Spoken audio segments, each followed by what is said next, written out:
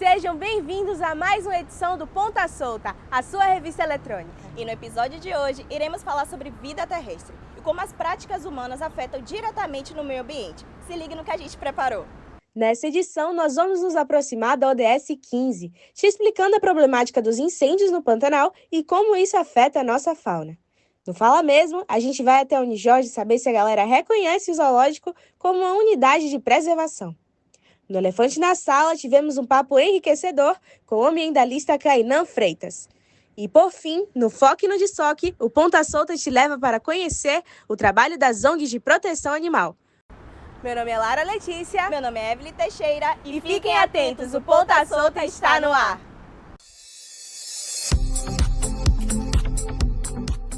Uma onda de incêndios atingiu o Pantanal no último ano e mobilizou o país. Com mais de 3.500 espécies, o Pantanal é um dos biomas mais biodiversos do mundo. Mas para além da flora, o que acontece com a vida dos animais que foram atingidos? Considerado por especialistas a pior temporada de fogo desde o ano de 1951, neste ano o Pantanal enfrenta incêndios que chegaram antes do período anual previsto, surpreendendo muitos de forma inesperada.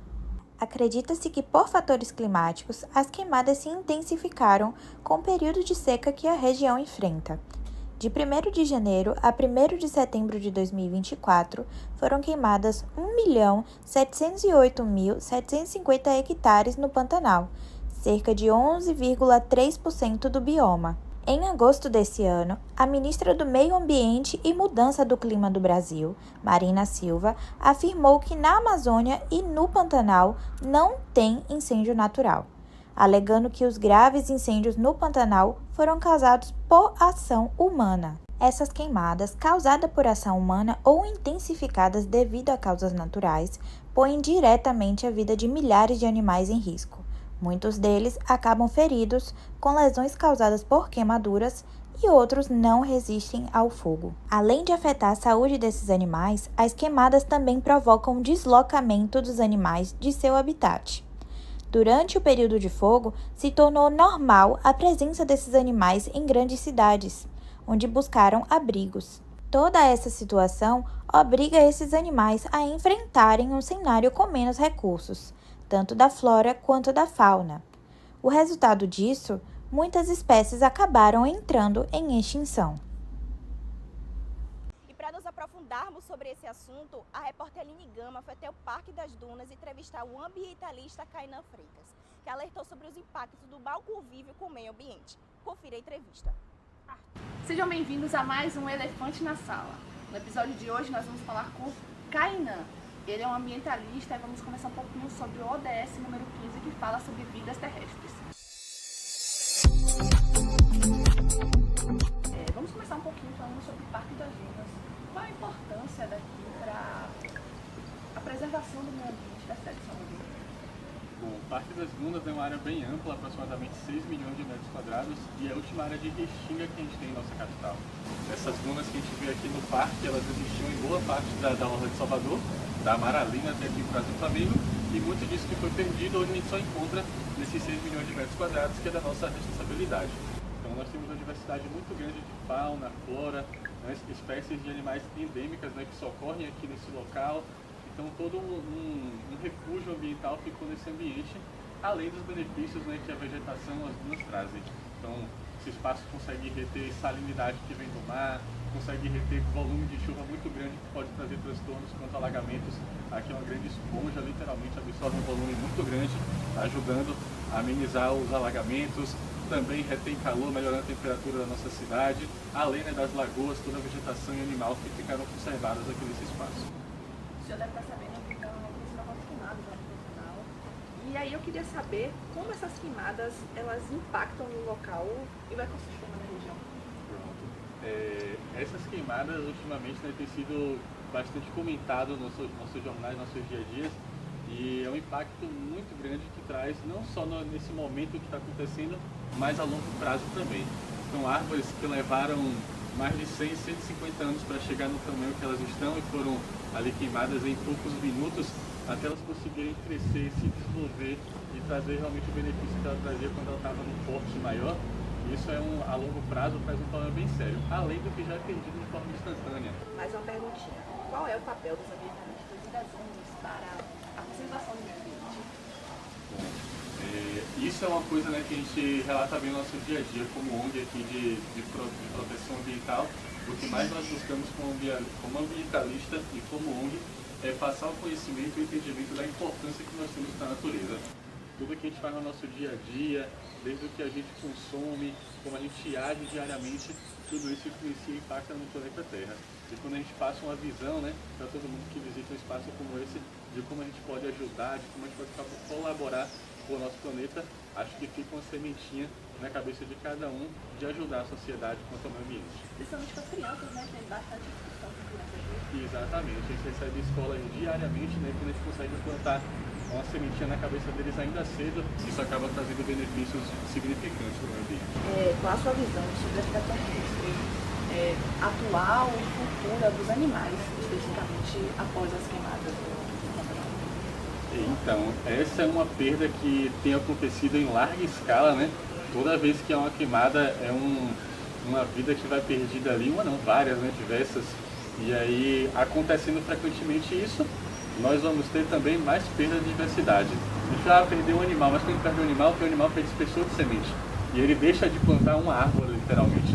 E aí, quando a gente vai botando isso a longo prazo, numa escala maior, como a gente vê acontecendo cada dia mais queimadas, traz num processo longo e demorado que daqui a anos pode trazer uma consequência bem severa para o nosso planeta, como a gente já consegue ver hoje em dia, né? E cada vez isso, infelizmente, pode ser mais agravado. O ambientalista ele tem que ter em mente, né, que ele vai lidar diariamente com pessoas que às vezes têm um pensamento um pouco ainda travado quanto ao meio ambiente. Que acha que cortar uma árvore não é nada demais, que uma torneira aberta 10 minutinhos não faz tanta diferença assim, que nossa floresta amazônica é muito grande e nunca vai acabar. Mas isso já são coisas que no dia a dia, né, a gente já consegue sentir a diferença entre o nosso próprio corpo, nosso próprio clima. Então o principal papel da gente é justamente tentar passar a informação adiante e fazer com que cada um entenda o seu papel e a importância, né, diante do nosso planeta Terra, diante da nossa natureza. É um pensamento positivo aí pra gente no meio ambiente. O que a gente pode fazer? Pronto. A gente vai continuar vivendo. Vamos sim. E felizmente hoje em dia todo mundo tem acesso à informação fácil. Então todo mundo hoje pega o celular, consegue pesquisar a respeito de uma coisa do meio ambiente, de como ajudar. Ah, eu vi isso, acho que está errado no meio ambiente e natureza. Então eu vou pesquisar, deixa eu ver no que eu posso ajudar, contribuir. Então acho que quando a pessoa realmente desperta, né, como ser humano despertar realmente que ele é quem vai cuidar do planeta, acho que isso traz um benefício muito grande. Sempre tem um comparativo que a gente faz aqui, né, para todos os alunos, a gente sempre fala, se toda essa natureza que a gente conhece, ela acaba, vai acontecer o que com o ser humano? A gente sabe que o ser humano é altamente dependente da natureza, mas se tira o ser humano do meio ambiente, a natureza continua. Então, se a gente que depende, a gente tem que tomar atitude, a gente tem que cuidar, a gente tem que preservar. Quer convidar a galera para conhecer a parte da Duna? Com certeza. E muito obrigada, né, pelo trabalho que vocês fazem aqui. Nada, obrigado a vocês pela vinda aqui e pela entrevista. Para muitos, o zoológico é um local de lazer. Para outros, é um local inapropriado para os animais. Por isso, a gente veio até a Unijorge para saber da galera o que eles acham. O zoológico é uma unidade de preservação animal? Confira! Fala galera, estamos aqui com mais um Fala Mesmo e hoje eu vou circular aqui pelo campus para saber o que a galera acha sobre o zoológico como unidade de preservação animal. Vamos comigo?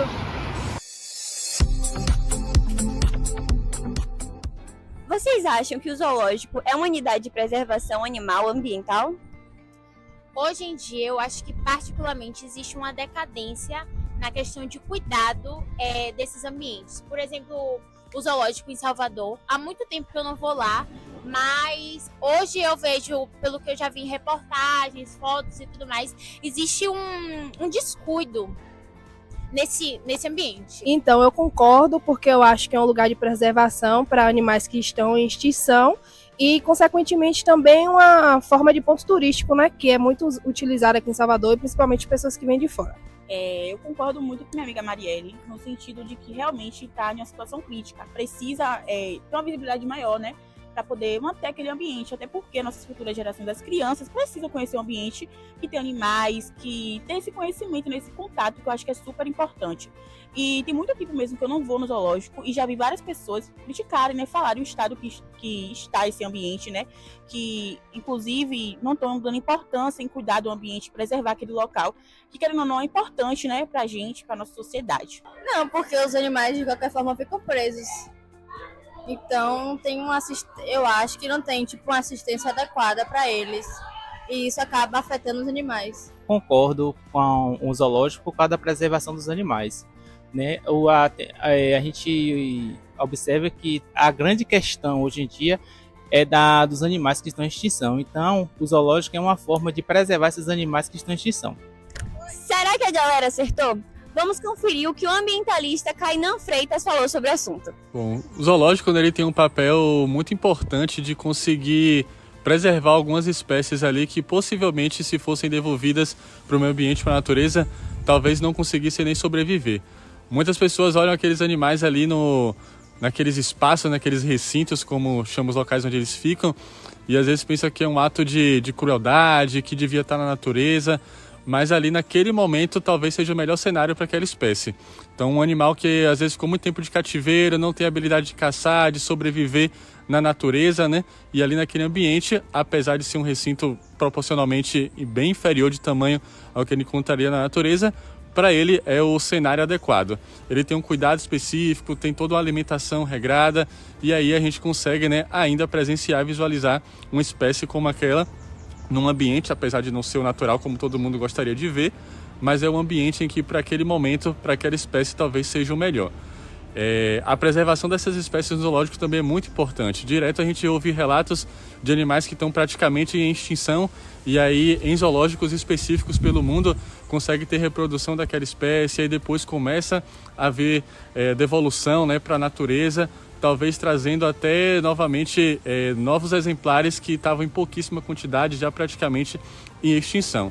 Então tem esse papel de que o zoológico consegue, né, reproduzir espécies que estavam praticamente já sumidas aí do nosso planeta. Então o zoológico tem sim um papel muito importante. O que temos que ficar ligado é como o zoológico faz isso, como funciona, quais são as regras de funcionamento dele, para que não seja, né, nada muito ruim para as espécies que se encontram ali. Mas de uma forma geral, quando tem um bom funcionamento, o zoológico é um benefício muito grande para as espécies. Levantamentos apontam que existe mais de 400 ONGs de proteção animal em todo o país. O Ponta Solta foi conferir de pertinho o trabalho do Gatinho Irmã Francisca e da União de Proteção Animal. Confira. Você sabe o que são ONGs? As organizações não governamentais sem fins lucrativos estão espalhadas pelo mundo inteiro para ajudar o próximo. Nesse semestre, o Foco e Desfoque foi atrás das ONGs de animais abandonados. Nessa edição, você vai conhecer a UPAS, União de Proteção Animal, e o Gatinho Irmã Francisca. Você vai conhecer o trabalho maravilhoso que Márcia e Ana Paula fazem por aí para salvar esses bichinhos aqui que significam tanto para tantas pessoas.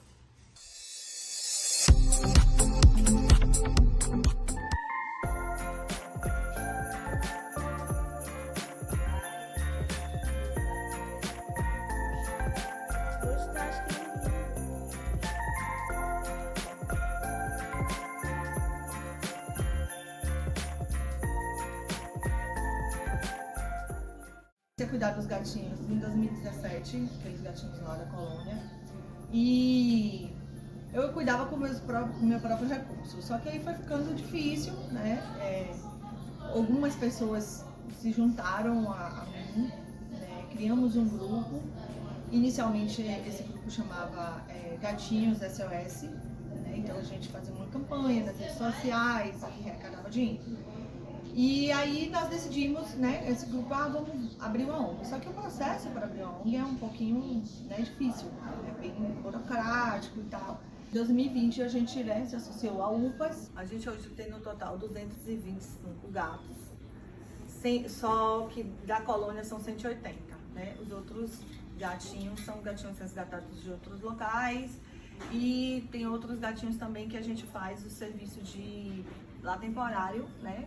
Que é também para ajudar a pagar as contas. Entre 2017 até hoje, a gente já doou mais de 500 gatos daquela colônia Já resgatamos muitos, né, e cuidamos de muitos. Claro, alguns a gente não conseguiu e a gente acabou perdendo, mas a maioria a gente conseguiu recuperar e dar uma vida saudável, né, para eles, porque naquele ambiente eles não tinham a menor condição de se manter saudáveis, né. Bom, a ONG ela surgiu há mais de 15 anos atrás, com uma senhora que começou a cuidar dos gatinhos aqui onde a gente está hoje. Ela ficou conhecida como Irmã Francisca, daí o nome da ONG. Depois, em 2016, a gente oficializou a ONG com o CNPJ, registrou direitinho.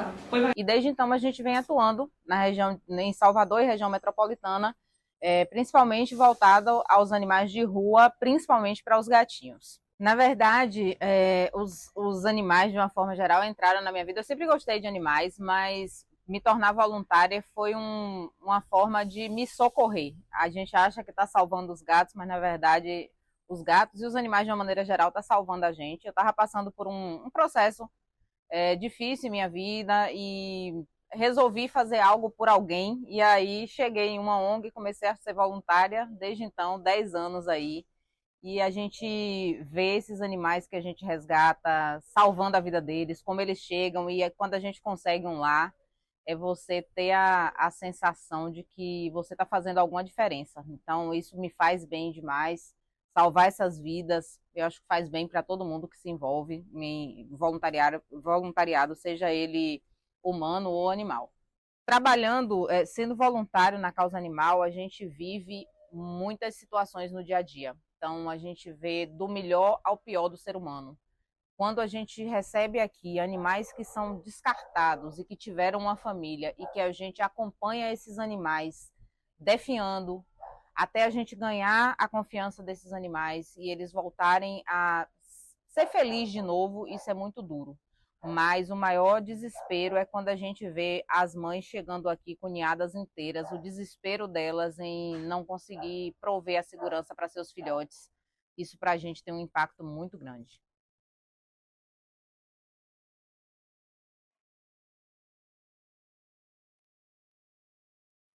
Chegamos ao final de mais um Ponta Solta. Espero que tenha gostado. E não se esqueça de nos seguir nas nossas redes sociais, @_Ponta Solta. Até a próxima!